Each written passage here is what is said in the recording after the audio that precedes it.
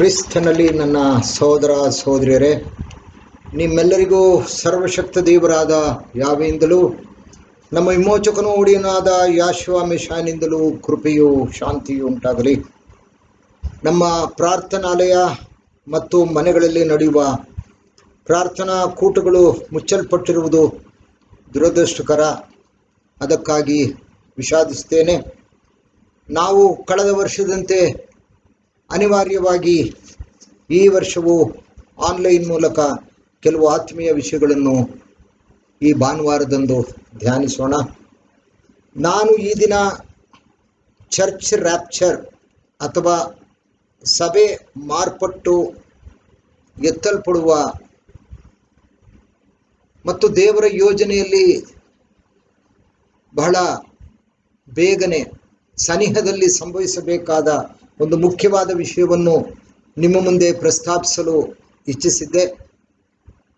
ಆದರೆ ಪ್ರಸ್ತುತ ಸಂದರ್ಭದಲ್ಲಿ ಇಡೀ ವಿಶ್ವವೇ ಕೊರೋನಾ ವಿಷಯದಲ್ಲಿ ವಿಪರೀತವಾಗಿ ಭಯಪಡುತ್ತಾ ತಲೆಕೆಡಿಸಿಕೊಂಡಿರುವ ಸಮಯದಲ್ಲಿ ಆ ಘೋರ ವ್ಯಾಧಿಯ ವಿಷಯದಲ್ಲಿ ಈ ವಾರ ಧ್ಯಾನಿಸಿ,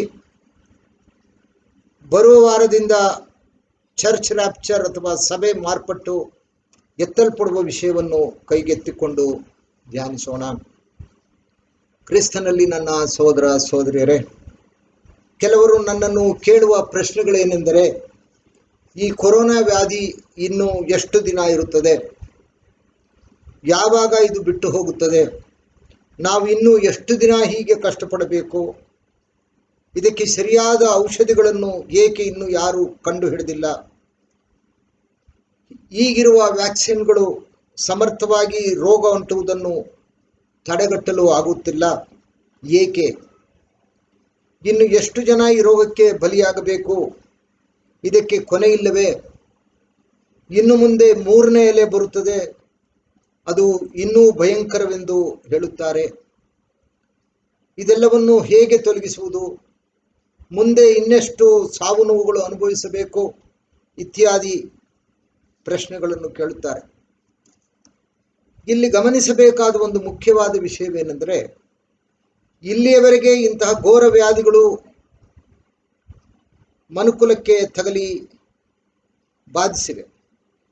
ಉದಾಹರಣೆಗೆ, ಭಾರತಕ್ಕೆ 2ನೇ ವಿಶ್ವಯುದ್ಧದ ಸಮಯದಲ್ಲಿ ಪ್ಲೇಗ್ ಬಂದು ಭಾರತದಲ್ಲಿ ಸುಮಾರು ಅರ್ಧದಷ್ಟು ಜನ ಪ್ರಾಣ ಕಳೆದುಕೊಂಡಿದ್ದಾರೆ. ಸ್ವಲ್ಪ ಕಾಲ ಮಲೇರಿಯಾ, ಸ್ವಲ್ಪ ಕಾಲ ಕಾಲರ, ಇಂತಹ ವ್ಯಾಧಿಗಳು ಬಂದು ಹೋಗಿವೆ. ಆದರೆ ಇಂತಹ ವ್ಯಾಧಿಗಳು ಒಂದು ದೇಶ ಅಥವಾ ಒಂದು ಪ್ರಾಂತ್ಯಕ್ಕೆ ಮಾತ್ರ ಅದು ಸೀಮಿತವಾಗಿತ್ತು. ಹಾಗೆಯೇ ಕೆಲವು ದೇಶದಲ್ಲಿ ಫ್ಲೂ ಕಾಯಿಲೆ ವ್ಯಾಪಕವಾಗಿ ಹರಡಿತ್ತು. ಆಫ್ರಿಕಾ ದೇಶದಲ್ಲಿ ಎಬೋಲಾ ಎಂಬ ಒಂದು ಭಯಂಕರ ವ್ಯಾಧಿ ಇತ್ತು. ಇದೆಲ್ಲವೂ ಒಂದು ಪ್ರಾಂತ್ಯಕ್ಕೆ ಸಂಬಂಧಪಟ್ಟದ್ದಾಗಿತ್ತು. ಆದರೆ ವಿಶ್ವದಲ್ಲಿ ಇಲ್ಲಿಯವರೆಗೆ ಕಂಡರಿಯದ ವಿಶ್ವವ್ಯಾಪಿ ಕೊರೋನಾದಂತಹ ಘೋರ ವ್ಯಾಧಿ ಹೀಗೆ ಹರಡಿರಲಿಲ್ಲ. ಆಶ್ಚರ್ಯವೆಂಬಂತೆ ನಿಖರವಾದ ಯಾವುದೇ ಔಷಧಿಯನ್ನು ಹಿಂದೆ ಬಂದಿದ್ದ ರೋಗಗಳಿಗೆ ಕಂಡುಹಿಡಿದ ಹಾಗೆ ವಿಶ್ವದಲ್ಲಿರುವ ದೊಡ್ಡ ದೊಡ್ಡ ವೈದ್ಯಕೀಯ ಜ್ಞಾನಿಗಳಿಗೂ ಸಂಸ್ಥೆಗಳಿಗೂ ಕಂಡುಹಿಡಿಯಲು ಆಗಿರುವುದಿಲ್ಲ. ಹಾಗಾದರೆ ಇದು ಮನುಷ್ಯರು ತಂದುಕೊಂಡ ವ್ಯಾಧಿಯಲ್ಲ. ಮಾತ್ರವಲ್ಲದೆ ಈ ರೋಗ ಒಂದು ಹಂತದಿಂದ ಮತ್ತೊಂದು ಹಂತಕ್ಕೆ ತೀವ್ರತರವಾದ ಸಂಕಟ ಕೊಡುತ್ತಾ ಸಾವು ನೋವುಗಳ ಹಂತದಿಂದ ಹಂತಕ್ಕೆ ಹೆಚ್ಚುತ್ತಾ ಹೋಗುತ್ತಿವೆ. ಜ್ಞಾನಿಗಳು ನಿಸ್ಸಹಾಯಕವಾಗಿ ಕೈಚೆಲ್ಲಿ ಕುಳಿತಿದ್ದಾರೆ. ಕಳೆದ ವರ್ಷದ 1ನೇ ಅಲೆಯಲ್ಲಿಯೇ ಇಟಲಿ, ಅಮೆರಿಕಾನಂತಹ ಅಭಿವೃದ್ಧಿ ಹೊಂದಿದ ದೇಶಗಳೇ ತಲ್ಲಣಿಸಿ ಹೋಗಿವೆ. ಲಕ್ಷಾಂತರ ಮಂದಿ ಇತಿಮಿತಿ ಇಲ್ಲದೆ ವ್ಯಾಧಿಯಿಂದಾಗಿ ಅಕಾಲಿಕ ಮರಣಕ್ಕೆ ತುತ್ತಾಗಿದ್ದಾರೆ. ಕಳೆದ ಬಾರಿ ಇಟಲಿ ಅಧ್ಯಕ್ಷರು 1ನೇ ಅಲೆಯ ಸಮಯದಲ್ಲಿಯೇ ಈ ವ್ಯಾಧಿ ಇನ್ನೂ ಹತೋಟಿ ತಪ್ಪಿ ಹೊರಟು ಹೋಗಿದೆ, ವೈದ್ಯಕೀಯ ವಲಯ ಮತ್ತು ಸರ್ಕಾರ ನಿಸ್ಸಹಾಯಕವಾಗಿ ಕೈಚೆಲ್ಲಿ ಕುಳಿತಿದ್ದೇವೆ, ಸಹಾಯಕ್ಕಾಗಿ ಪರಲೋಕದ ಕಡೆಗೆ ಮುಖ ಮಾಡಿದ್ದೇವೆ ಎಂದು ಹೇಳಿದ್ದ ವಿಷಯವನ್ನು ನೀವೆಲ್ಲರೂ ಗಮನಿಸಿರಬಹುದು. ಆದ್ದರಿಂದ ಇದರಲ್ಲಿ ದೇವರ ಕೈವಾಡವಿದೆ ಎಂದು ಭಾವಿಸಬೇಕಾಗುತ್ತದೆ. ಇದಕ್ಕೆ ಯಾರು ಇಹಲೋಕದ ಜ್ಞಾನದಲ್ಲಿ ಸರಿಯಾದ ಉತ್ತರ ಕೊಡಲಾರರು. ಏಕೆಂದರೆ ಪ್ರವಾದನಾ ವಿದ್ಯಾರ್ಥಿಗಳಾದ ನಾವು ಈ ಎಲ್ಲ ಪ್ರಶ್ನೆಗಳಿಗೆ ನಮ್ಮ ಜ್ಞಾನ ಮಟ್ಟದಲ್ಲಿ ಕೊಡುವ ಉತ್ತರಗಳೇ ಬೇರೆ. ಈ ಲೋಕದಲ್ಲಿ ನಡೆಯುವ ಎಲ್ಲರ ಗಮನ ಸೆಳೆಯುವ ಘಟನೆಗಳಿಗೆ ಎಲ್ಲವೂ ದೇವರ ಯೋಜನೆಯಲ್ಲಿ ನಮೂದಾಗಿರತಕ್ಕಂಥ ವಿಷಯಗಳು ಆಗಿರುತ್ತವೆ. ಅದೆಲ್ಲವನ್ನೂ ಸತ್ಯವೇದದಲ್ಲಿ ದೇವರು ಪವಿತ್ರಾತ್ಮ ಪ್ರೇರಣೆಯಿಂದ ಬರೆಸಿ ಇಟ್ಟಿರುವ ಗ್ರಂಥವಾಗಿದೆ. ನಮ್ಮನ್ನು ಹುಡುಕಿ ತಿಳಿದುಕೊಳ್ಳಲು ದೇವರೇ ಹೇಳಿದ್ದಾನೆ. ನಾವು ಯೆಶಾಯ ಹಳೆ ಒಡಂಬಡಿಕೆಯಲ್ಲಿ ಯೆಶಾಯ 34:16ನೇ ವಚನವನ್ನು ಓದಿ ನೋಡೋಣ. ಅದು ಹೀಗಿದೆ: ಯೆಹೋವನ ಶಾಸ್ತ್ರದಲ್ಲಿ ಹುಡುಕಿ ಓದಿರಿ, ಇವುಗಳಲ್ಲಿ ಯಾವುದೂ ಇಲ್ಲದಿರದು, ಎಲ್ಲವೂ ಜೊತೆ ಜೊತೆಯಾಗಿರುವುದು. ಆತನ ಬಾಯಿಂದ ಅಪ್ಪಣೆಯಾಯಿತಲ್ಲವೇ? ಆತನ ಆತ್ಮವು ಇವುಗಳನ್ನು ಒಟ್ಟಿಗೆ ಬರಮಾಡಿದೆ ಅಷ್ಟೇ. ಆದ್ದರಿಂದ ಎಲ್ಲಕ್ಕೂ ಸತ್ಯವೇದವೇ ಆಧಾರ, ಅಂದರೆ ಬೈಬಲ್. ಸೋಲೋ ಸ್ಕ್ರಿಪ್ಚರಿಯೋ, ಅಂದರೆ ಬೈಬಲ್ ಓನ್ಲಿ. ನಾವು ಮುಂದೆ ಹೇಳುವ ವಿಷಯಗಳನ್ನು ಕೇಳಿಸಿಕೊಂಡು ಅರ್ಥ ಮಾಡಿಕೊಳ್ಳುವವರು ಅರ್ಥ ಮಾಡಿಕೊಳ್ಳಲಿ, ಉತ್ತರವು ಅವರಿಗೆ ಸಮಂಜಸವಾಗಿ ಕಾಣದಿದ್ದರೆ ಬಿಟ್ಟು ಬಿಡಲಿ. ಪ್ರವಾದನಾ ವಿದ್ಯಾರ್ಥಿಗಳಾದ ನಾವು ಹೇಳುವುದೇನೆಂದರೆ, ಈ ಕೊರೋನಾ ಎಂಬ ಘೋರ ವ್ಯಾಧಿ ದೇವರು ತನ್ನನ್ನು ನಂಬಲೊಲ್ಲದವರಿಗೆ ಈ ಲೋಕಕ್ಕೆ ಕೊಡುವ ತೀರ್ಪು ಎಂದರೆ ಲೋಕದ ಜನಗಳ ಮೇಲೆ ಬರುವ ಸಂಕಟ. ಈ ಸಂಕಟ ಸ್ವಲ್ಪ ಮಟ್ಟದಲ್ಲಿ ಪ್ರಾರಂಭವಾಗಿ ಬರುತ್ತಾ ತೀವ್ರತೆಯಿಂದ ಅತಿಘೋರ ಸಂಕಟಕ್ಕೆ ಮುನ್ನುಗ್ಗುತ್ತಿರುತ್ತದೆ. ಅಂತ್ಯದಲ್ಲಿ ಈ ಲೋಕಕ್ಕೆ ಒಂದು ಮಹಾ ಸಂಕಟವು ಬಂದು ಈ ಲೋಕದ ಈಗಿನ ವ್ಯವಸ್ಥೆ ಅಂತ್ಯಗೊಂಡು ಸತ್ತವರೆಲ್ಲರೂ ಪುನರುತ್ಥಾನ ಹೊಂದಿ ತೀರ್ಪಿಗೆ ಗುರಿಯಾಗುತ್ತಾರೆ. ತದನಂತರ ನೂತನ ಆಕಾಶ ಮಂಡಲ, ನೂತನ ಭೂಮಂಡಲವು ಸೃಷ್ಟಿಯಾಗಿ ನಿರಂತರವಾಗಿ ದೇವರ ರಾಜ್ಯ ಸ್ಥಾಪನೆಯಾಗುತ್ತದೆ. ಇಂತಹ ಒಂದು ಉತ್ತರಕ್ಕೆ ಬಲವಾದ ಹಿನ್ನೆಲೆ ಅಥವಾ ಕಾರಣ ಇದೆ. ಕ್ರಿಸ್ತನು ಕೆಲಕಾಲ ತನ್ನನ್ನು ಪ್ರಾಯಶ್ಚಿತ್ತ ಯಜ್ಞವಾಗಿ ಅರ್ಪಿಸಲು ಭೂಲೋಕಕ್ಕೆ ಬಂದಾಗ, ಒಮ್ಮೆ ಜೆರುಸಲೇಮಿನಲ್ಲಿರುವ ದೇವಾಲಯದ ಬಳಿ ನಿಂತಾಗ ಅವರ ಶಿಷ್ಯರು ಆ ಆಲಯದ ಸೊಬಗನ್ನು ವರ್ಣಿಸಲು ಪ್ರಯತ್ನಿಸಿದಾಗ, ಲೂಕ 21:5ರಲ್ಲಿ ನೋಡೋಣ. ಕೆಲವರು ದೇವಾಲಯದ ವಿಷಯದಲ್ಲಿ ಅದು ಅಂದವಾದ ಕಲ್ಲುಗಳಿಂದಲೂ ಹರಿಕೆಯ ಒಡವೆಗಳಿಂದಲೂ ಅಲಂಕಾರವಾಗಿದೆ ಎಂದು ಹೇಳುತ್ತಿರುವಾಗ ಆತನು, ನೀವು ಇವುಗಳನ್ನು ನೋಡುತ್ತೀರಲ್ಲ, ಇಲ್ಲಿ ಕಲ್ಲಿನ ಮೇಲೆ ಕಲ್ಲು ಉಳಿಯದೆ ಎಲ್ಲ ಕೆಡಲ್ಪಡುವ ದಿನಗಳು ಬರುವು ಅಂದನು. ಇದರಿಂದ ಬಹಳವಾಗಿ ವಿಚಲಿತರಾದ ಆತನ ಶಿಷ್ಯರು ಮುಂದೆ ಕ್ರಿಸ್ತನು ಒಬ್ಬಂಟಿಗನಾಗಿ ಕುಳಿತಿದ್ದಾಗ ಕೇಳಿದ ಪ್ರಶ್ನೆ ಇಂತಿದೆ. ಅದನ್ನು ನಾವು ಮತ್ತಾಯ 24:3, 4, 5, 6, 7, 8 ಈ ವಚನಗಳಲ್ಲಿ ಸ್ವಲ್ಪ ಓದಿ ಗಮನಿಸೋಣ. ಮತ್ತಾಯ 24:3ರಿಂದ ಆರಂಭಿಸ್ತೀನಿ ನಾನು. ಮತ್ತಾಯ 24:3ರಲ್ಲಿ, ಬಳಿಕ ಆತನು ಎಣ್ಣೆ ಮರಗಳ ಗುಡ್ಡದ ಮೇಲೆ ಕೂತಿದ್ದಾಗ ಶಿಷ್ಯರು ಆತನ ಬಳಿಗೆ ಪ್ರತ್ಯೇಕವಾಗಿ ಬಂದು, ಅದು ಯಾವಾಗ ಆಗುವುದು? ನೀನು ಪ್ರತ್ಯಕ್ಷನಾಗುವುದಕ್ಕೂ ಯುಗದ ಸಮಾಪ್ತಿಗೂ ಸೂಚನೆ ಏನು? ನಮಗೆ ಹೇಳು ಅನ್ನಲು, ಯೇಸು ಅವರಿಗೆ ಉತ್ತರವಾಗಿ ಹೇಳಿದ್ದೇನೆಂದರೆ, ಯಾರಾದರೂ ನಿಮ್ಮನ್ನು ಮೋಸಗೊಳಿಸಾರು ನೋಡಿಕೊಳ್ಳಿರಿ. ಯಾಕಂದರೆ ಅನೇಕರು ಬಂದು ನನ್ನ ಹೆಸರನ್ನು ಎತ್ತಿಕೊಂಡು ನಾನು ಕ್ರಿಸ್ತನು ಎಂದು ಹೇಳಿ ಎಷ್ಟೋ ಜನರನ್ನು ಮೋಸಗೊಳಿಸುವರು. ಇದಲ್ಲದೆ ಯುದ್ಧವಾಗುವ ಹಾಗಿದೆ ಎಂಬ ಸುದ್ದಿಗಳನ್ನು ನೀವು ಕೇಳಬೇಕಾಗಿರುವುದು. ಕಳವಳ ಪಡದಂತೆ ನೋಡಿಕೊಳ್ಳಿರಿ, ಯಾಕಂದರೆ ಹೀಗೆ ಆಗುವುದು ಅಗತ್ಯ. ಆದರೂ ಇದು ಇನ್ನು ಅಂತ್ಯಕಾಲವಲ್ಲ. ಜನಕ್ಕೆ ವಿರೋಧವಾಗಿ ಜನವು, ರಾಜ್ಯಕ್ಕೆ ವಿರೋಧವಾಗಿ ರಾಜ್ಯವು ಏಳುವವು, ಮತ್ತು ಅಲ್ಲಲ್ಲಿ ಬರಗಳು, ಘೋರ ವ್ಯಾಧಿಗಳು ಬರುವವು, ಭೂಕಂಪಗಳು ಆಗುವು. ಇವೆಲ್ಲ ನೂತನ ಕಾಲವು ಹುಟ್ಟುವ ಪ್ರಸವ ವೇದನೆಯು ಪ್ರಾರಂಭ ಶಿಷ್ಯರು ಕೇಳಿದ ಪ್ರಶ್ನೆ,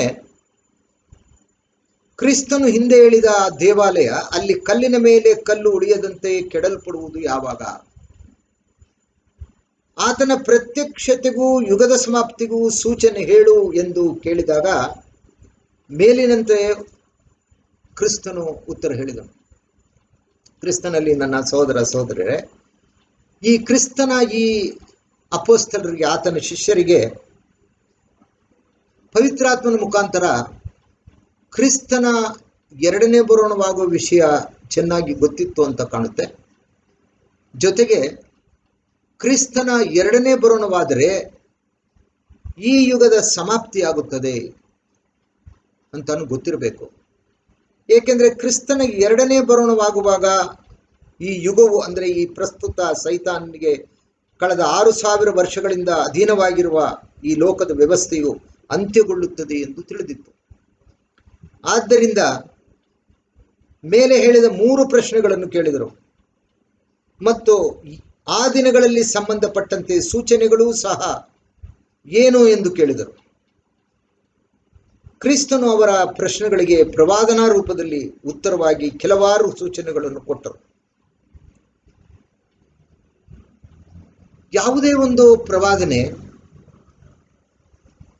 ಅಥವಾ ಪ್ರವಾದನಾ ರೂಪದಲ್ಲಿ ಹೇಳಿದ ಉತ್ತರಗಳು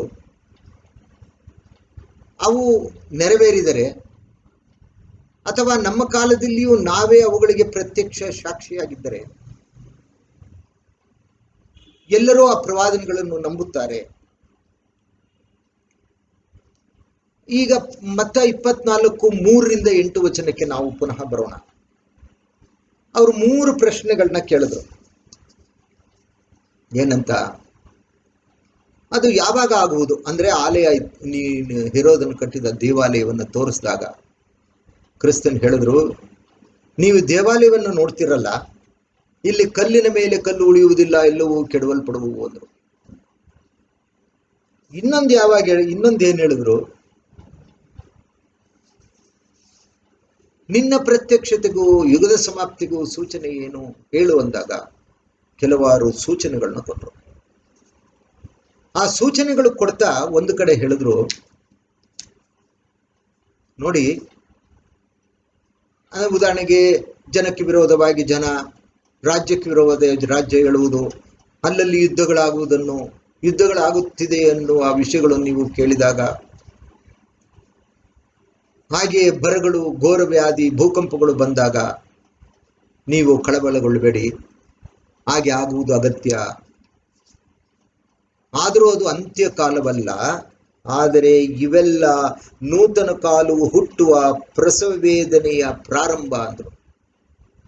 ಕ್ರಿಸ್ತನನ್ನ ಸಹೋದರ ಬಹಳ ಪ್ರಸ್ತುತ ಸಂದರ್ಭದಲ್ಲಿ ಈ ವಚನಗಳು ಬಹಳ ಮುಖ್ಯವಾಗಿದೆ. ಇದನ್ನ ಗಮನಿಸಬೇಕು ನಾವು. ಒಂದು ಮಹಾಸಂಕಟದ ಕಾಲ ಬರ್ತದೆ. ಆ ಮಹಾಸಂಕಟದ ಕಾಲದಲ್ಲಿ ದೇವರು ತಾನಾದುಕೊಂಡವರಿಗೆ ಆ ದಿನವನ್ನು ಸ್ವಲ್ಪವಾದರೂ ಕಡಿಮೆ ಮಾಡದೆ ಹೋದ್ರೆ ಒಂದು ನರಪ್ರಾಣಿ ಉಳಿಯಲ್ಲ ಅಂತ ಹೇಳಿದ್ರು. ಆದರೆ ಮಹಾಸಂಕಟ ಬರುವ ಮೊದಲು ಇನ್ನು ಕೆಲವಾರು ವಿಷಯಗಳು ಈ ಲೋಕದಲ್ಲಿ ಘಟಿಸ್ತವೆ. ಅವುಗಳನ್ನ ಏನಂತ ಕರೆದ್ರು? ಇದು ನೂತನ ಕಾಲವು ಹುಟ್ಟುವ ಪ್ರಸವ ವೇದನೆಯ ಪ್ರಾರಂಭ. ಇದೇ ತರ ಇನ್ನೊಂದು ವಚನವನ್ನು ನೋಡ್ಬಿಟ್ಟು ನಾವು ಪುನಃ ಇದರ ಬಗ್ಗೆ ಧ್ಯಾನಿಸೋಣ. ದಾನಿಯೇಲ 12, 1, 2, 3, 4 ಹಳೆ ಒಡಂಬಡಿಕೆಯ ದಾನಿಯೇಲನ ಗ್ರಂಥ 12ನೇ ಅಧ್ಯಾಯ 1, 2, 3, 4. ಆ ಕಾಲದಲ್ಲಿ ನಿನ್ನ ಜನರ ಮಕ್ಕಳಿಗೋಸ್ಕರ ನಿಲ್ಲುವ ಮಹಾಪ್ರಧಾನನಾದ ಮಿಕಾಯೇಲನು ಹೇಳುವನು, ಮೊಟ್ಟ ಮೊದಲು ಜನಾಂಗ ಉಂಟಾಗಿದ್ದಂದಿನಿಂದ ಇಂದಿನವರೆಗೂ ಸಂಭವಿಸದಂತಹ ಸಂಕಟವು ಸಂಭವಿಸುವುದು. ಆಗ ನಿನ್ನ ಜನರೊಳಗೆ, ಅಂದರೆ ಜೀವಬಾಧ್ಯರ ಪಟ್ಟಿಯಲ್ಲಿ ಯಾರ್ಯಾರ ಹೆಸರು ಬರೆಯಲ್ಪಟ್ಟಿದೆಯೋ ಅವರೆಲ್ಲರಿಗೆ ಬಿಡುಗಡೆಯಾಗುವುದು. ಭೂಮಿಯ ಧೂಳಿನೊಳಗೆ ನಿದ್ದೆ ಮಾಡುವವರಲ್ಲಿ ಅನೇಕರು ಎಚ್ಚೆತ್ತು ಕೆಲವರು ನಿಂದನಾ ನಿತ್ಯ ತಿರಸ್ಕಾರವನ್ನು ಅನುಭವಿಸುವರು. ಬುದ್ಧಿವಂತರಾದರೂ ಆಕಾಶದ ಕಾಂತಿಯ ಹಾಗೆಯೂ ಅನೇಕರನ್ನು ನೀತಿಯ ಕಡೆಗೆ ತಿರುಗಿಸಿ ನಕ್ಷತ್ರಗಳ ಹಾಗೆಯೇ ಎಂದೆಂದಿಗೂ ಪ್ರಕಾಶಿಸುವರು. ಆದರೆ ಓ ದಾನಿಯೇಲನೇ, ನೀನು ಅಂತ್ಯಕಾಲದವರೆಗೂ ಈ ಮಾತುಗಳನ್ನು ಮುಚ್ಚಿಡು. ಅವುಗಳನ್ನು ಬರೆಯುವ ಗ್ರಂಥಕ್ಕೆ ಮುದ್ರೆ ಹಾಕು. ಅನೇಕರು ಅತ್ತಿತ್ತ ತಿರುಗಾಡುವರು, ಜ್ಞಾನವು ಹೆಚ್ಚುವುದು ಎಂದು. ಹಾಗಾದರೆ ಇದೆರಡನ್ನ ಹೋಲಿಸಿ ನೋಡಿದಾಗ ದಾನಿಯೇಲನ ಗ್ರಂಥದಲ್ಲಿ ಹೇಳಿರ್ತಕ್ಕಂಥ ವಿಷಯವನ್ನೇ ಕ್ರಿಸ್ತನು ಪ್ರತ್ಯಾಪಿಸುತ್ತಾ, ಹಾಗೆ 24:15 ಬಂದರೆ ದಾನಿಯೇಲನ ಪ್ರವಾದನಾ ಗ್ರಂಥದಲ್ಲಿ ಹೇಳಿರತಕ್ಕಂಥ ಹಾಳು ಮಾಡುವ ಅಸಹ್ಯವಸ್ತು ಪವಿತ್ರ ಸ್ಥಾನದಲ್ಲಿ ನಿಂತಾಗ, ಯೂದಾಯದಲ್ಲಿರೋನು ಬೆಟ್ಟಕ್ಕೆ ಹೋಗೋಗ್ಲಿ, ಈ ಲೋಕಕ್ಕೊಂದು ಮಹಾ ಸಂಕಟ ಬರುತ್ತೆ. ಆ ಸಂಕಟ ಈ ಲೋಕ ಉಂಟಾದಾಗಿಂದ ಇಲ್ಲಿವರೆಗೆ ಬಂದಿಲ್ಲ. ದೇವರು ತಾನು ಆದುಕೊಂಡವರಿಗಾಗಿ ಆ ದಿನವನ್ನು ಸ್ವಲ್ಪವಾದರೂ ಕಡಿಮೆ ಮಾಡದಿದ್ದರೆ ಒಂದು ನರಪ್ರಾಣಿ ಉಳಿಯಲ್ಲ. ಅದೇ ದಾನಿಯೇಲ 12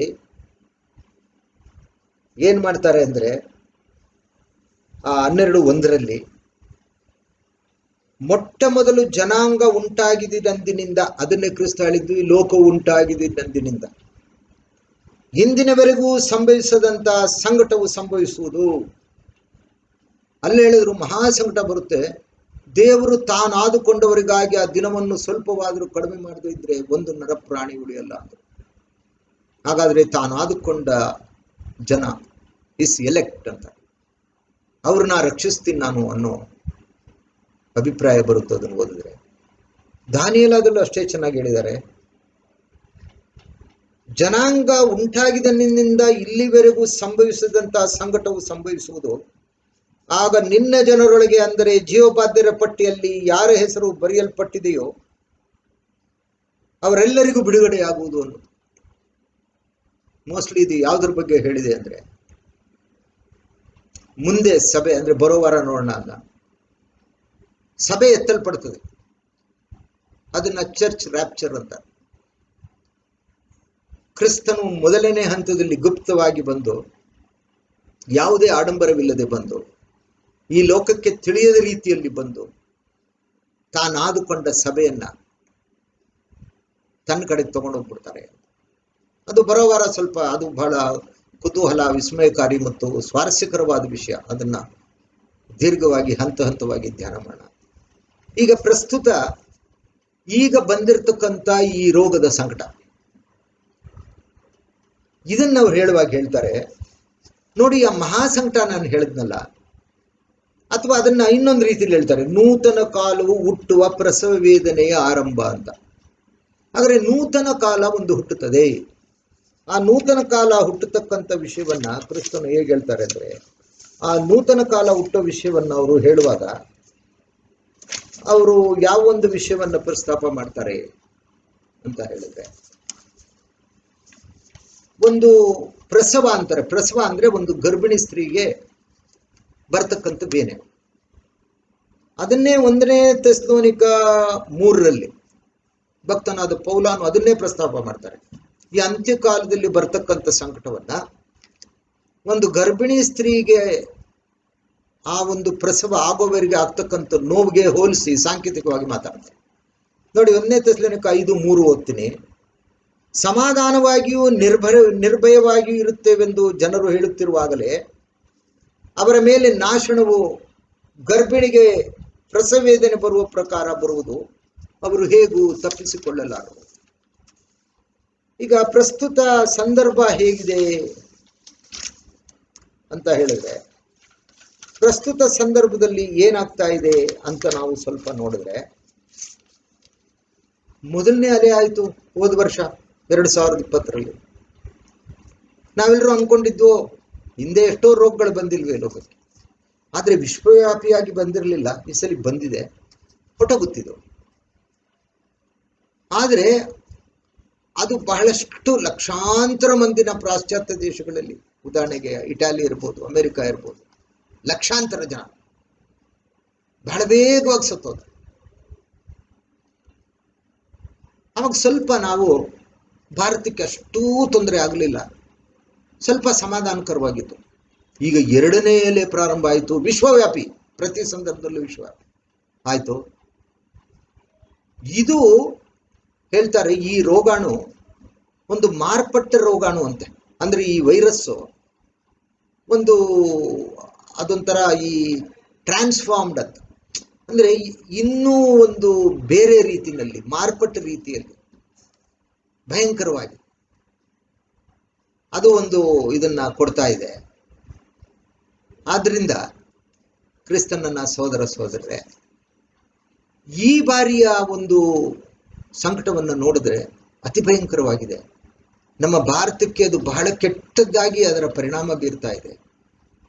ಎಲ್ಲರೂ ಗಾಬರಿಯಾಗಿದ್ದಾರೆ. ಮುಂದೆ ಏನೋ ಹೇಗೋ ಅಂದ್ರೆ ಪುನಃ ವಿಜ್ಞಾನಿಗಳು ಹೇಳ್ತಾರೆ ಆಗಸ್ಟ್ ಇಂದ 3ನೇ ಅಲೆ ಬರ್ತದೆ. ಆವಾಗ ನಾವುಗಳೆಲ್ಲರೂ ಇದು ಮನುಷ್ಯನಿಂದ ಉಂಟಾಗಿದ್ದಲ್ಲ ಅಂತ ಪ್ರವಾದನೆಯನ್ನು ಹುಡುಕಕ್ಕೆ ಹೋದಾಗ ಆಗಲೇ ಹೇಳಿದ್ನಲ್ಲ, ಯೆಹೋವನ ಶಾಸ್ತ್ರದಲ್ಲಿ ಹುಡುಕಿ ಹೋದಿರಿ, ಯಾವುದೂ ಇಲ್ಲದಿರೋದು ಎಲ್ಲವೂ ಜೊತೆ ಜೊತೆಯಾಗಿರುವುದು ಅದು ಆತನ ಬಾಯಿಂದ ಹೊರಡುತ್ತಲ್ಲ. ಅಂದ್ರೆ ಇಲ್ಲಿ ದೇವರ ಯೋಜನೆ ಇದೆ. ಇಲ್ಲಿ ದೇವರ ಯೋಜನೆ ಯಾರು ಗೊತ್ತು? ಅವರು ಆ ಪ್ರವಾದನೆಯನ್ನು ಹುಡುಕಿದಾಗ ನಮಗ್ ಸಿಕ್ಕಿದ್ದು ಮತ್ತಾಯ 24, ಲೂಕ 21, ಮಾರ್ಕ 13. ಇದು ಖುದ್ದು ಕ್ರಿಸ್ತನ ಪ್ರವಾದನೆ. ಈ ಕ್ರಿಸ್ತನ ಪ್ರವಾದನೆಯಲ್ಲಿ ಅವರು ಹೇಳ್ತಾರೆ, ಅಲ್ಲಲ್ಲಿ ಬರಗಳು, ಘೋರ ವ್ಯಾಧಿಗಳು ಬರುವುವು, ಭೂಕಂಪಗಳು ಆಗುವು. ಈಗ ಬರ ಪ್ರಾರಂಭ ಆಗಿಲ್ಲ ಅಂತ ಹೇಳಕ್ಕಾಗಲ್ಲ. ಈಗಿರ್ತಕ್ಕಂಥ ಪೆಟ್ರೋಲ್ ರೇಟು, ಡೀಸೆಲ್ ರೇಟು, ಅಕ್ಕಿ ರೇಟು, ಒಂದೊಂದು ನಾವು ದಿನನಿತ್ಯ ಊಟ ಮಾಡ್ತಕ್ಕಂಥ ಪದಾರ್ಥಗಳ ಒಂದು ಬೆಲೆಯನ್ನು ನೋಡಿದಾಗ ಗಗನಕ್ಕೇರಿದೆ. ಆ ಥರ ಕಂಟಿನ್ಯೂಸ್ ಆಗಿ ಈ ಥರ ಲಾಕೌಟ್ ಅಂತ ಈ ರೋಗವನ್ನ ಒಂದು ನಿರ್ಮೂಲನೆ ಮಾಡೋದಕ್ಕೆ ನಾವು ತಗೊಳ್ತಕ್ಕಂಥ ಈ ಒಂದೊಂದು ಕ್ರಮಗಳು ಅದು ಒಳ್ಳೆಯದೇ ಆಗಿರ್ಬೋದು. ಆದರೆ ಇದೇ ಥರ ಆಗ್ತಾನೆ ಇದ್ರೆ ಬಡತನ ಬಂದು ಕ್ಷಾಮ ಖಂಡಿತ ಉಂಟಾಗುತ್ತೆ. ಈಗಾಗಲೇ ಕ್ಷಾಮ ಬಂದುಬಿಟ್ಟಿದೆ. ಬರಗಳು ಮತ್ತೆ ಘೋರ ವ್ಯಾಧಿಗಳು ಬರುವು. ಅದರಲ್ಲಿ ತಮಿಳಿನಲ್ಲಿ ಹೇಳ್ತಾರೆ ಕೊಳ್ಳೆ ನೋಯಿ, ಪ್ಲೇಗ್ಸ್ ಅಂತ. ಅದು ಘೋರವಾಗಿದೆ, ನಾವು ಅನುಭವಿಸ್ತಾ ಇದ್ದೀವಿ. ನಮ್ಮ ದಿನಗಳಲ್ಲೇ ಈ ಪ್ರವಾದನೆಯನ್ನ ಅದರ ನಿಜ ಸ್ವರೂಪವನ್ನು ನೋಡ್ತಾ ಇದ್ದೀವಿ. ಭೂಕಂಪಗಳಾಗುವುದನ್ನು ಅಂದ್ರೆ ಭೂಕಂಪಗಳಾಗುವು ಅಂದ್ರೆ ಮೊನ್ನೆ ಅಸ್ಸಾಂನಲ್ಲಾಯ್ತು, ಜಪಾನಲ್ಲಂತೂ ಈ ಸಲ ಬಹಳ ಭಯಂಕರವಾಯಿತು. ಸೊ ಈಗ ನಾವು ಏನಂತ ಅರ್ಥ ಮಾಡ್ಕೋಬೇಕು? ಆ ಪ್ರವಾದನೆನೇ ಈ ದಿನ ಇಲ್ಲಿ ನಮ್ಮ ಕಣ್ಣು ಮುಂದೆನೆ ನಡೀತಾ ಇದೆ. ಈ ಮಹಾ ಸಂಕಟ ಬರಕ್ ಮೊದಲು ಇದು ಪ್ರಾರಂಭ ಆಗ್ತದೆ. ಅದಕ್ಕೆ ಕ್ರಿಸ್ತನ್ ಹೇಳಿದ್ರು, ಇದು ನೂತನ ಕಾಲ ಹುಟ್ಟುವ ಪ್ರಸವ ವೇದನೆ, ಬರ್ತ್ ಪೇನ್ಸ್ ಅಂತ. ಬರ್ತ್ ಪೇನ್ಸ್ ಇದು ಸಾಂಕೇತಿಕವಾಗಿ ಗರ್ಭಿಣಿ ಸ್ತ್ರೀಗೆ ಅಪೊಸ್ತಲನಾದ ಪೌಲನು ಹೋಲಿಸ್ತಾರೆ. ಖುದ್ದು ಕ್ರಿಸ್ತನೇ ತನ್ನ ಪ್ರವಾದನೆಯಲ್ಲಿ ಅದನ್ನೆಲ್ಲ ಪ್ರಸ್ತಾಪ ಮಾಡಿದ್ದಾರೆ. ಹಾಗಾದ್ರೆ ಈ ಪ್ರವಾದನೆ ನಂತರ ಪ್ರವಾದನಾ ವಿದ್ಯಾರ್ಥಿಗಳಿಗೆ ಏನ್ ಅನ್ನಿಸ್ತದೆ? ಇದು ಆ ಪ್ರವಾದನೆನೇ ಈಗ ನೆರವೇರ್ತಾ ಇದೆ ಅಂತ ನಾವು ಖಂಡಿತವಾಗ್ಲೂ ತಿಳ್ಕೋಬೇಕಾಗಿದೆ.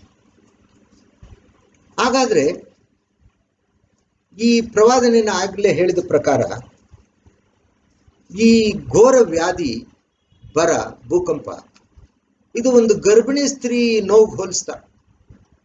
ಹಾಗಾದ್ರೆ ಒಂದು ಗರ್ಭಿಣಿ ಸ್ತ್ರೀನ ನಾವು ತಗೊಂಡೋಗಿ ಲೇಬರ್ ವಾರ್ಡ್ಗೆ ಅಡ್ಮಿಟ್ ಮಾಡ್ತೀವಿ. ಯಾವಾಗ ಆಕೆನ ನೋವು, ನನ್ನ ಬೇನೆ ಶುರು ಆಯ್ತು ಅಂದಾಗ ತಗೊಂಡೋಗಿ ಆಕೆನ ಲೇಬರ್ ವಾರ್ಡ್ಗೆ ನಾವು ಸೇರಿಸ್ತೀವಿ. ಆ ಲೇಬರ್ ವಾರ್ಡ್ಗೆ ಸೇರಿಸಿದಾಗ ಆಕೆನ ತಕ್ಷಣ ಅಥವಾ ಒಂದು 2-3 ದಿನದಲ್ಲಿ ಡಿಸ್ಚಾರ್ಜ್ ಮಾಡಲ್ಲ. ಎಲ್ಲಿವರೆಗೆ ಅವಳು ಆ ಬೇನೆ ತಿನ್ನಬೇಕು ಅಂದ್ರೆ ಪ್ರಸವ ಆಗೋವರೆಗೆ, ಅಂದ್ರೆ ಒಂದು ಮಗು ಹುಟ್ಟೋವರೆಗೆ. ಆ ಮಗು ಹುಟ್ಟಿದಾಗ ಇಷ್ಟೊಂದು ಬೇನೆ ಅನುಭವಿಸ್ಲಿ ಅದನ್ನೆಲ್ಲ ಮರೆತು ಬಿಡ್ತಾಳು. ಆ ಮಗು ನೋಡ್ಕೊಂಡು ಸಂತೋಷ ಪಡ್ತಾಳೆ. ಸೊ ಆ ಥರ ನೂತನ ಕಾಲವನ್ನ ಆ ಮಗು ಹುಟ್ಟುವಿಕೆಗೆ ಹೋಲಿಕೆ ಮಾಡ್ತಾರೆ. ಆ ತಿನ್ನೋ ಬೇನೆಯನ್ನ ಹೀಗೆ ನಾವು ಅನುಭವಿಸುವ ಬೇನೆಗೆ ಹೋಲಿಕೆ ಮಾಡ್ತಾರೆ.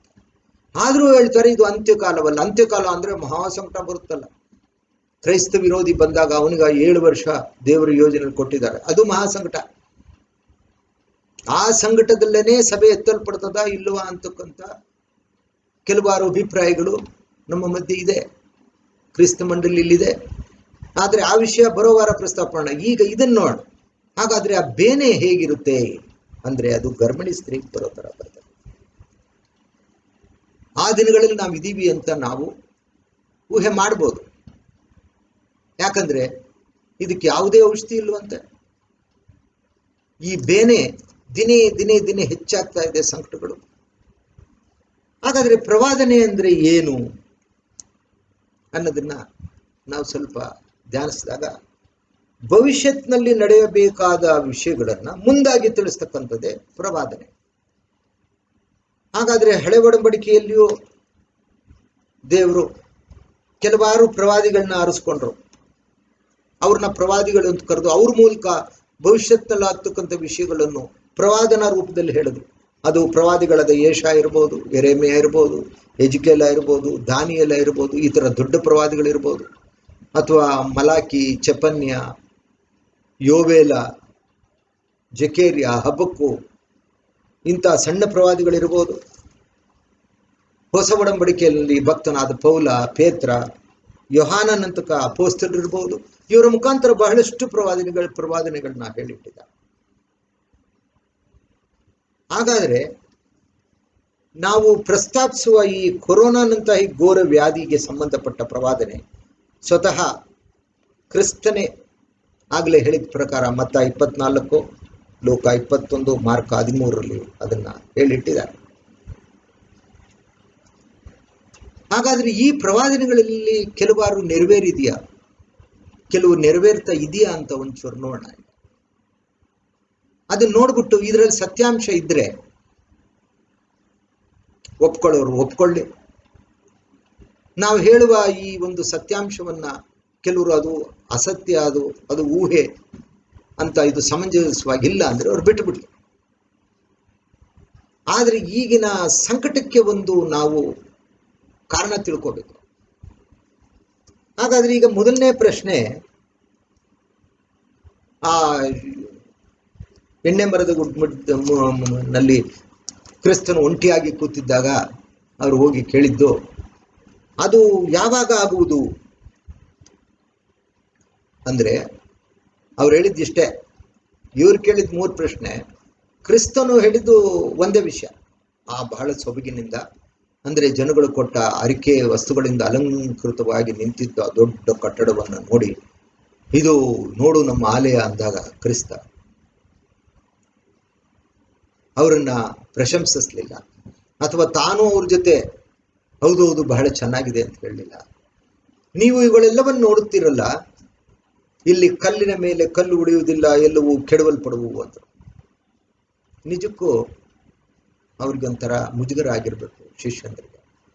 ನೋಡೋಣ ಗುರುಗಳು ಯಾಕೆ ಹಿಂಗಂದ್ರು ಅಂತ ಅವ್ರು ಒಂಟಿ ಕೂತಾಗ, ಅದು ಯಾವಾಗ ಆಗುವುದು ಅಂದ್ರು. ಅದು ಅಂದ್ರೆ ನೀ ಹಿಂದೆ ಹೇಳ್ದಲ್ಲಪ್ಪ, ಈಗ ಈ ಕಲ್ಲಿನ ಮೇಲೆ ಕಲ್ಲು ಉಳಿಯುವುದಿಲ್ಲ, ಎಲ್ಲವೂ ಕೆಡವಲ್ಪಡುತ್ತದೆ ಅಂತ, ಅದು ಯಾವಾಗ ಆಗುವುದು ಅಂದ್ರು. ಆ ಪ್ರಶ್ನೆಗೆ ಜೊತೆಗೆ 2 ಪ್ರಶ್ನೆ ಕೇಳಿದ್ರು. ಈಗ ಕಲ್ಲಿನ ಮೇಲೆ ಕಲ್ಲು ಉಳಿಯುವುದಿಲ್ಲ, ಎಲ್ಲವೂ ಕೆಡವಲ್ಪಡುವುದು ಅಂತಕ್ಕಂಥ 1 ಪಾರ್ಟ್ ಆಫ್ ದ ಪ್ರಾಫೆಸಿ, ಅಂದ್ರೆ ಒಂದು ಭಾಗ, ಪ್ರವಾದನೆ ಒಂದು ಭಾಗ ನೆರವೇರೋಯ್ತು. ಅದು ನಿಮಗೆ ಗೊತ್ತೇ ಇದೆ. ಅದು ಕ್ರೈಸ್ತ ಶಕ 70ರಲ್ಲಿ ರೋಮ್ ಚಕ್ರವರ್ತಿ ಟೈಟಸ್ನ ಕಾಲದಲ್ಲಿ ಆ ದೇವಾಲಯ ಪೂರ್ತಿಯಾಗಿ ಕೆಡವಲ್ಪಡ್ತು. ಈಗ ಜೆರುಸಲೇಮ್ನಲ್ಲಿ ಆ ದೇವಾಲಯ ಇಲ್ಲ, ಅಲ್ಲಿ ಎಲ್ಲ ಒಡೆದೋಗಿ ನೆಲಮಟ್ಟ ಆಗ್ಬೋದು. ಯಾರಾದರೂ ಹೋಗಿ ನೋಡಬಹುದು ಯಾರು ಬೇಕಾದ್ರೆ. ಅಲ್ಲಿಗೆ ಒಂದು ಪ್ರವಾದನೆ ನೆರವೇರ್ತು. ಇನ್ನು 2ನೇ ಪ್ರವಾದನೆ ಏನಪ್ಪಾ ಅಂತ ಹೇಳಿದ್ರೆ, ಆ ಶಿಷ್ಯರು ಕೇಳಿದ್ದು, ನಿನ್ನ ಪ್ರತ್ಯಕ್ಷತೆಗೂ ಯುಗದ ಸಮಾಪ್ತಿಗೂ ಸೂಚನೆ ಹೇಳು. ಮೊದಲಿಂದ ಇಸ್ರೇಲ್ ಜನಗಳಲ್ಲಿ ಇದೊಂದು ಗುಣ, ಎಲ್ಲದಕ್ಕೆ ಸೂಚನೆ ಕೇಳೋದು. ಕ್ರಿಸ್ತನ್ ಇದನ್ನು ಹೇಳಿದ್ರು ಮುಂದಾಗಿ. ಅಲ್ಲಲ್ಲಿ ಬರಗಳು ಬರ್ತವೆ, ಘೋರ ವ್ಯಾಧಿ ಬರುತ್ತೆ, ಮತ್ತೆ ಭೂಕಂಪಗಳಾಗ್ತವೆ. ಆ ದಿನಗಳು ಹೇಗಿರ್ತಪ್ಪ ಅಂದ್ರೆ ನೂತನ ಕಾಲು ಹುಟ್ಟುವ ಪ್ರಸವ ವೇದನೆಯ ಪ್ರಾರಂಭ ಅಂತ ಹೇಳಿ. ಅದನ್ನೇ ಇನ್ನೊಂದ್ಸಲಿ ಹೇಳ್ತೀನಿ. ಭಕ್ತನಾದ ಪೌಲನು ಹೇಳಿದ್ರು, ಅವರ ಮೇಲೆ ನಾಶನವು, ಅಂದ್ರೆ 1ನೇ ತೆಸಲೋನಿಕ 5:3, ಅವರ ಮೇಲೆ ನಾಶನವು ಗರ್ಭಿಣಿಗೆ ಪ್ರಸವ ವೇದನೆ ಬರುವ ಪ್ರಕಾರ ಬರುವುದು, ಅವರು ಹೇಗೂ ತಪ್ಪಿಸಿಕೊಳ್ಳರು. ಹಾಗಾದ್ರೆ ಕ್ರಿಸ್ತನ ಸಹೋದರ, ಈ ಗರ್ಭಿಣಿ ಸ್ತ್ರೀಯರ ಬಗ್ಗೆ ಆ ಡಾಕ್ಟರ್ಸ್, ಅಂದ್ರೆ ಆ ಗರ್ಭಿಣಿ ಸ್ತ್ರೀಗೆ ಪ್ರಸವ ನೋಡ್ತಾ ಇರ್ತಾರಲ್ಲ ಡಾಕ್ಟರ್ಸ್, ವೈದ್ಯರು, ಅವ್ರು ಹೇಳ್ತಾರೆ ನೋಡಿ, ಈ ನೋವು ಹೇಗಿರುತ್ತೆ ಅಂದ್ರೆ ಈಸ್ಮೆಂಟ್ ಅಂಡ್ ಸ್ಪಾಸಮ್ ಅಂತ. ಈಸ್ಮೆಂಟ್ ಅಂಡ್ ಸ್ಪಾಸಮ್ ಅಂತ ಹೇಳಿದ್ರೆ ಆ ಗರ್ಭಿಣಿ ಸ್ತ್ರೀಗೆ ಹಿಂಡದ ನೋವು ಬರುತ್ತೆ. ಸ್ವಲ್ಪ ರಿಲೀಫ್ ಕೊಡುತ್ತೆ, ಅಂದರೆ ಸ್ವಲ್ಪ ಬಿಡುಗಡೆ ಆಗ್ತದೆ ನೋವು. ಪುನಃ ಹಿಂಡದಂತೆ ನೋವು ಬರುತ್ತೆ, ಪುನಃ ಅದು ಸ್ವಲ್ಪ ರಿಲೀಫ್ ಕೊಡುತ್ತೆ, ಅಂದರೆ ಸ್ವಲ್ಪ ಬಿಡುಗಡೆ ಆಗ್ತದೆ. ಈ ಥರ ನಡೀತಿರ್ತದೆ ಆ ಮಗು ಹುಟ್ಟೋವರೆಗೆ. ಅದಕ್ಕೆ ಈಸ್ಮೆಂಟ್ ಅಂಡ್ ಸ್ಪಾಸಮ್ ಅಂತಾರೆ. ನೋಡಿ, ಈ ಘೋರ ವ್ಯಾಧಿ ನಾವು ನೋಡ್ತಾ ಇದ್ದೀವಿ. 2021 ಫೆಬ್ರವರಿನಲ್ಲೇ ಪ್ರಾರಂಭ ಆಗೋಯ್ತು ವಿಶ್ವದಲ್ಲಿ ಈ ಕೊರೋನಾ ಘೋರ ವ್ಯಾಧಿ ಹರಡಕ್ಕೆ ಪ್ರಾರಂಭ ಆಯಿತು. ನಮ್ಮ ಭಾರತದಲ್ಲೂ ಸಹ ನಾವು ಮಾರ್ಚ್ ತಿಂಗಳಿಂದ ಜೂನ್ವರೆಗೆ ಬಹಳ ಸಂಕಟಪಟ್ಟು ಲಾಕೌಟ್ ಮಾಡಿ ಎಲ್ಲರೂ ಮನೆಗಳಲ್ಲೇ ಇದ್ದು ಸ್ವಲ್ಪ ಉಪಶಮನ ಸಿಕ್ತಪ್ಪ. ಜೂನ್ ಜುಲೈನಲ್ಲಿ ಪುನಃ ಎಲ್ಲ ಒಂದೊಂದಾಗಿ ಕೆಲಸ ಕಾರ್ಯಗಳು ಪ್ರಾರಂಭ ಮಾಡ್ತು, ಶಾಲೆಗಳು ಓಪನ್ ಆಯಿತು, ಎಲ್ಲ ಮಾರುಕಟ್ಟೆಯಲ್ಲಿ ಜನ ಓಡಾಡಂಗಾದ್ರು, ಬೀದಿಗೆ ಓಡಾಡಂಗಾದ್ರು. ಅಪ್ಪ ತೊಲಗ್ತಪ್ಪ ಈ ರೋಗ ಅನ್ನುವಷ್ಟರಲ್ಲಿ ಆಗಲೇ ವಿಜ್ಞಾನಿಗಳು ಹೇಳ್ತಿದ್ರು, 2ನೇ ಅಲೆ ಬೇರೆ ದೇಶಗಳಲ್ಲಿ ಪ್ರಾರಂಭ ಆಗಿದೆ, ಚೈನಾದಲ್ಲಾಗಿದೆ, USA ಆಗಿದೆ ಅಂದಾಗ ಪುನಃ ಈ ರೋಗ ಪ್ರಾರಂಭ ಆಯಿತು ಅಂತ ಹೇಳ್ತಾ ಇದ್ದಂಗೆ ಭಾರತಕ್ಕೆ ಬಂತು. ಇದು ಮೊದಲನೇ ಸಂಕಟಕ್ಕಿಂತ ಹೆಚ್ಚು, ಮೊದಲನೇ ಬೇನೆಗಿಂತ ಹೆಚ್ಚು ಬೇನೆ. ಅಂದರೆ ಅದು ಆ ಸಂಕಟ ತೀವ್ರತರವಾಗಿ ಬಂತು. ಅದಕ್ಕೂ ವಿಜ್ಞಾನಿಗಳು ಕೊಡೋ ಉತ್ತರನೂ ಸರಿ ಇದೆ. ಇದು ಈಗ ಮಾರ್ಪಟ್ಟಿರುವ ವೈರಸ್ ಇದು ಅತಿ ಭಯಂಕರ, ಅತಿ ಭಯಾನಕ, ಜನಗಳನ್ನ ಕೊಲ್ಲೋದರಲ್ಲಿ ಹೆಚ್ಚು ಉಲ್ಬಣವಾಗಿದೆ, ಹೆಚ್ಚು ತೀವ್ರತರವಾಗಿದೆ ಅಂದಾಗ ಪುನಃ ಬಹಳ ಗಾಬರಿ ಶುರು ಆಯಿತು.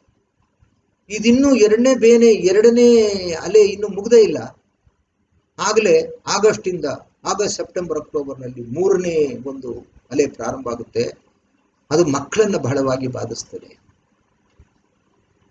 ಎಲ್ಲರೂ ಈ ವಿಷಯವನ್ನು ಗಂಭೀರವಾಗಿ ನೀವು ಪರಿಗಣಿಸಬೇಕು.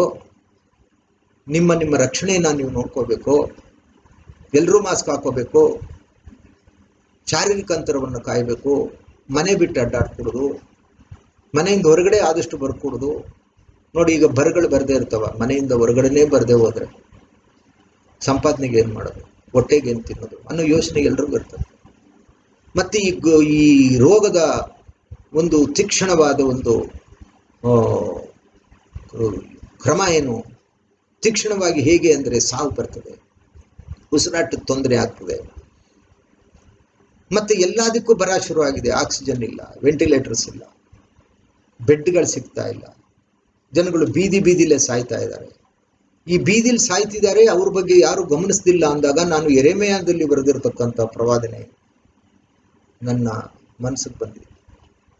ಅವರು ಭೂಮಿಯ ಮೇಲೆ ಗೊಬ್ಬರವಾಗುವರು, ಅವರಿಗಾಗಿ ಯಾರು ಹೂಳಿಡರು, ಯಾರು ಗೋಳಾಡರು. ಆದರೆ ಅವ್ರಿಗಾಗಿ ಈಗ ಬೀದಿಲಿ ಸತ್ತು ಬಿದ್ದಿರ್ತಾರೆ, ಅವರಿಗಾಗಿ ಯಾರು ಹೂಣಿಡರು, ಅವರಿಗಾಗಿ ಯಾರು ಗೋಳಾಡರು, ಭೂಮಿಯ ಮೇಲೆ ಗೊಬ್ಬರವಾಗುವರು. ಅದು ಆ ಮಹಾಸಂಕಟದಿಂದಲೇ ಹೇಳಿದ್ದು. ಈಗ ಪ್ರಸವೇದನೆ ಪ್ರಾರಂಭ ಆಗೋ ಥರ ಆ ಸೂಚನೆಗಳು ಕಾಣ್ತಾ ಇವೆ. ನಾವು ಮಾಧ್ಯಮಗಳಲ್ಲಿ ನೋಡುವಾಗ ನೋಡಿ, ಅಲ್ಲಿ ಬೀದಿಲಿ ಎಷ್ಟು ಜನ ಸತ್ತು ಬಿದ್ದಿದ್ದಾರೆ. ಅವ್ರಿಗೆ ತಕ್ಷಣದಲ್ಲಿ ಯಾವುದೇ ವೈದ್ಯಕೀಯ ಸೌಲಭ್ಯ ಒದಗಿಸೋಕ್ಕಾಗ್ತಾ ಇಲ್ಲ, ವಾಹನಗಳಿಲ್ಲ, ಆಕ್ಸಿಜನ್ ಇಲ್ಲ, ಬರಗಳು ಪ್ರಾರಂಭ ಆಗಿದೆ. ಸೊ ಇದೊಂದು ಪ್ರಸವೇದನೆಗೆ ಸಂಬಂಧಪಟ್ಟ ವಿಷಯ ಅಂತ ಒಂದು ಉದಾಹರಣೆ ಕೊಟ್ಟು ಪ್ರವಾದನಾ ರೂಪದಲ್ಲಿ ಇದನ್ನು ಹೇಳಿದ್ದಾರೆ. ಆದರೆ ಈ ವಿಷಯಗಳನ್ನೆಲ್ಲ ಅರ್ಥ ಮಾಡ್ಕೋಬೇಕು ಅಂದರೆ ಏನಾಗುತ್ತೆ ಅಂದರೆ, ಒಬ್ಬರಿಗೆ ದೇವರ 7,000 ವರ್ಷದ ಯುಗಾಂತರಗಳ ಯೋಜನೆ ಗೊತ್ತಿರಬೇಕು.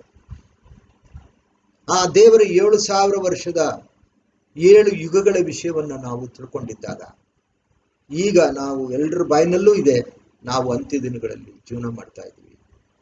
ಆದ್ದರಿಂದ ಕ್ರಿಸ್ತನ ಸಹೋದರ ಸಹೋದರರೇ, ನಮಗೆ ಸಿಕ್ಕ ಪ್ರವಾದನೆ ಅವರ್ ಲಾರ್ಡ್ಸ್ ಪ್ರಾಫೆಸಿ ಅಂತಾರೆ, ಅಂದರೆ ಕ್ರಿಸ್ತನ ಪ್ರವಾದನೆ ಅಂತ ಹೇಳ್ತಾರೆ. ಈ ಕ್ರಿಸ್ತನ ಪ್ರವಾದನೆಯಲ್ಲಿ ಒಂದು ಭಾಗ ನಮಗೆ ಸಿಕ್ತು.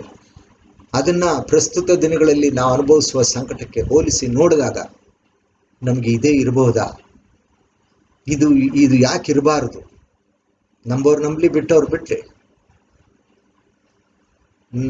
ನಾವು ಏನು ಒಂದು ಪವಿತ್ರಾತ್ಮ ಪ್ರೇರಣೆಯಿಂದ ಕೆಲವಾರು ವಿಷಯಗಳನ್ನ ನಾವು ತಿಳ್ಕೊಂಡಿದ್ದೀವೋ ಅದನ್ನು ದೇವರ ಮಕ್ಕಳ ಮುಂದೆ ಪ್ರಸ್ತಾಪ ಮಾಡಿ ಅವ್ರನ್ನೂ ಸಹ ಬಲಪಡಿಸೋದು ಬಹಳ ಒಳ್ಳೆಯದು. ಆದ್ದರಿಂದ ಕೊನೆಯದಾಗಿ ಈ ದಿನ ಇಷ್ಟು ಪ್ರಸ್ತಾಪ ಮಾಡಿದ್ದೀವಿ, ಸಾಕಾಗಿದೆ.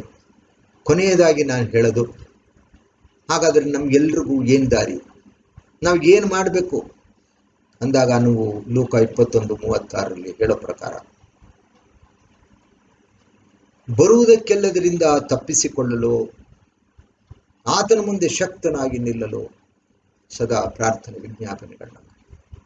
ಆದ್ದರಿಂದ ನಮ್ಮ ದಿನನಿತ್ಯದ ಪ್ರಾರ್ಥನೆಯಲ್ಲಿ ಈ ವಿಶ್ವದ ಜನಗಳ ಈ ಸಂಕಟಕ್ಕಾಗಿ ಅವ್ರನ್ನ ಪಾರು ಮಾಡು, ನಮ್ಮನ್ನು ಪಾರು ಮಾಡು, ಸರ್ವಜನೇ ಸುಖಿನೋ ಭವಂತು ಅಂತ, ಎಲ್ಲರೂ ದೇವರೇ ಈ ಲೋಕದಲ್ಲಿ ಸುಖವಾಗಿರಲಿ, ಈ ಬೇನೆ ಅವ್ರನ್ನ ಬಿಟ್ಟು ಹೋಗಲಿ ಅಂತ ಪ್ರಾರ್ಥನೆ ಮಾಡಬೇಕು.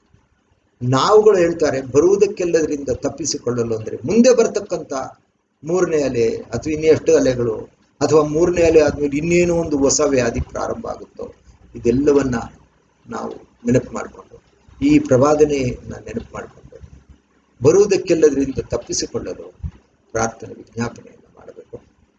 ಮತ್ತು ಆತನ ಮುಂದೆ ಶಕ್ತನಾಗಿ ನಿಲ್ಲಲು ಅಂದರೆ ಕ್ರಿಸ್ತನ 2ನೇ ಬರುಣದಲ್ಲಿ ಆತನ ಸಾರೂಪ್ಯದಲ್ಲಿ ಬೆಳೆದು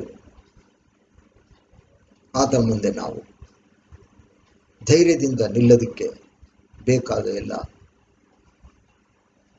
ತರಬೇತಿ ಪಡ್ಕೊಂಡು ತಯಾರಾಗಿ ನಾವು ಈ ಒಂದು ಸಂಕಟದ ದಿನಗಳನ್ನ ಎದುರಿಸಬೇಕಾಗಿದೆ. ಈ ದಿನ ಈ ಒಂದು ವಿಷಯವನ್ನು ನಿಮ್ಮ ಮುಂದೆ ಪ್ರಸ್ತಾಪ ಮಾಡೋಕ್ಕೆ ನನಗೆ ಬಹಳ ಸಂತೋಷವಾಗಿದೆ. ಇಲ್ಲಿಗೆ ನಾವು ಈ ಒಂದು ವಿಷಯವನ್ನು ನಿಲ್ಲಿಸಿ ಮುಂದಿನ ವಾರ ಅತಿ ಮುಖ್ಯವಾದ ಒಂದು ಪಾಠವನ್ನು ನೋಡೋಣ. ದೇವರ ನಾಮಕ್ಕೆ ಸ್ತೋತ್ರವಾಗಲಿ.